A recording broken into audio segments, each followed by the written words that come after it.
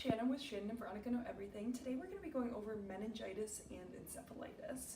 So if you want to look at the paper here, the main difference between meningitis and encephalitis is that with encephalitis, it's the actual brain that is infected and inflamed, whereas meningitis, it's the meninges, so dura, arachnoid, and pia mater that are infected. So with that being so, the brain versus the meninges, the biggest thing to keep in mind between viral meningitis and viral encephalitis is that with encephalitis, you're going to have altered mental status. So if the patient is extremely confused, doesn't know what's going on, think encephalitis, whereas meningitis, they're going to have that infection, inflammation, the meninges, so they'll have mild confusion, but not as many kind of sensory, motor, cortical deficits that you would think of. So, to start with meningitis, we have bacterial, also known as septic, and viral aseptic meningitis.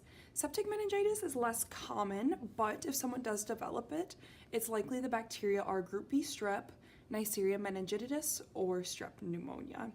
Whereas viral or aseptic meningitis is going to be the enterovirus family, such as echovirus or Coxsackie, with echovirus being the most common cause of viral meningitis. For diagnoses of meningitis, it's going to be a lumbar puncture. The important thing to know is that you're going to treat before you draw the lumbar puncture. So you're going to treat with steroids, antiviral, and an antibiotic, then do the LP, and when you get the results back, adjust your treatment accordingly. So if you get the results back and they're bacterial, you're going to put your patient on ceftriaxone, vanc, and then if they're above 50, ampicillin. So remember that you need to amplify the treatment if someone's above 50, but if not, Ceph and Vanc are perfect. And then, so you treat, do the LP, and say you get it back as positive for virus, then you're going to treat with acyclovir and discontinue the antibiotic. Moving down to encephalitis, like I said, this is going to be an infection of the brain itself. So signs and symptoms are going to be the very extremely altered mental status and profound lethargy. So there's many types of encephalitis, such as fungal, but we're going to go over just two, viral and autoimmune. So with viral, the three main kinds of viruses are herpes, West Nile virus, which is the arbovirus, and varicella zoster virus.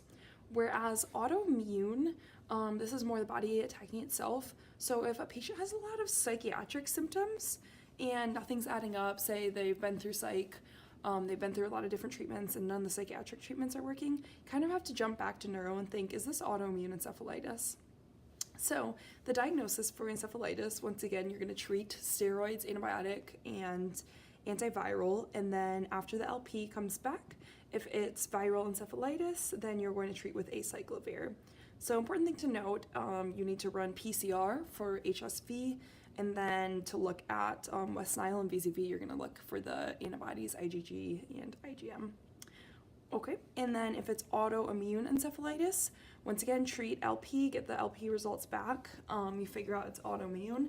You're going to treat with steroids, IV intravenous immunoglobulin, and then immune suppression. So one thing I forgot to go over is signs and symptoms of meningitis. It's going to be fever, I mentioned the mild confusion, and then two other signs are Kernig's and Brzezinski's. So if you look at me, the Brzezinski sign is the neck one, so you say, bruh, I can't lift my neck. And then the Kernig sign is you can't extend a flexed knee. So remember Kernig's knee. So thank you, that was meningitis and